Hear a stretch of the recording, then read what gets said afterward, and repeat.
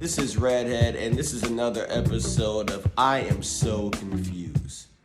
The other day I was watching this movie called The Cookout, and if you're black, then you've seen this movie on BET like 20 times in your lifetime, and you still can't recite any of the lines from it. Now, I wonder whatever happened to the actor that was in it. His name is Kieran Pender, and let me tell you the story about Kieran Pender.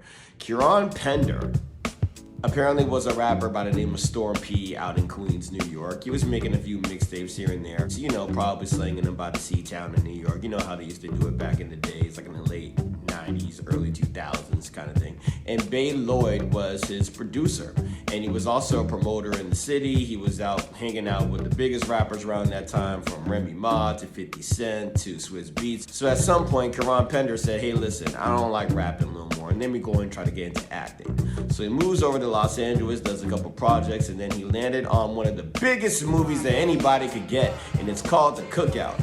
He was in a movie with Donald Glover. He was with Danny Glover, Megan Good, and Eve, and Queen Latifah, and Ja Rule. Even Godfrey was in the movie. The way how the list of this movie was, you would think it was the guest list for a Diddy party, but without the cocaine. Oh wait, I don't know about that, because Goldie Hawn was in the movie. Yeah. Now, ordinarily, when you do a movie like The Cookout and you got all these celebrities in there, then you're going to be popping. You're going to be a star. You're going to be hanging out with all the celebrities. And then you're going to be Kevin Hart before he was Kevin Hart. Drinking bottles. You're going to be on red carpets. You're going to be rocking Carl Kanai and shit like that. But then if you're going to be tonguing down Making Good, you think that life is going to be easier.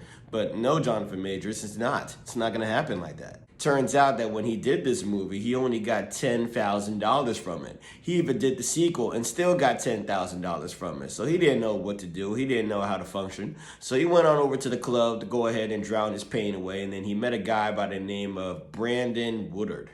Brandon Woodard was a law student over in Los Angeles. So they were kicking it, having a good time, maybe some vodka and cranberries and some gin and tonic, like Alizé and St. Ides and that little pink shit in them bottles of, what you call it, like Nuvo. They were drinking that shit, yeah. And then they said, hey, listen, hey, yo, come on, man. So I got some kilos that I need to move out there. So do you know anybody in New York that could be able to help me get some money? Oh, yeah, I know my guy, Bay Lloyd. He's out there in New York. He does some things. He knows some people. Yeah, we could be able to work that out. So they strike up a plan to be able to go ahead and link up and then go ahead and get their money. You know how that story goes. Then after a few months, it was time for a third visit. Brandon Woodard was ready to go down there and collect $161,000. So anyway, on that third visit, they were supposed to meet in Columbus Circle in New York. And it's like 3 o'clock in the afternoon. And Bay Lloyd was hanging with his homeboy in the car, waiting for him to pull up. And as soon as Woodard was walking down the street, Lloyd allegedly went ahead and sent out his man to come on out there and shoot him right in the back of the head in the middle of the afternoon with 50 people outside, and nobody saw a damn thing. And they peeled off and they ran off and gone on whatever they had to go to. And then after that, Bay Lloyd sent a text message to Karan saying that, yo, man, we getting money, man. It's popping out here. You need to come out to New York. You need to come on out here. And then he was kind of considerate. Then an hour later, he found out that Woodard had died. Go and give a guess. Go and give a guess what he did. Go and give a guess what he did.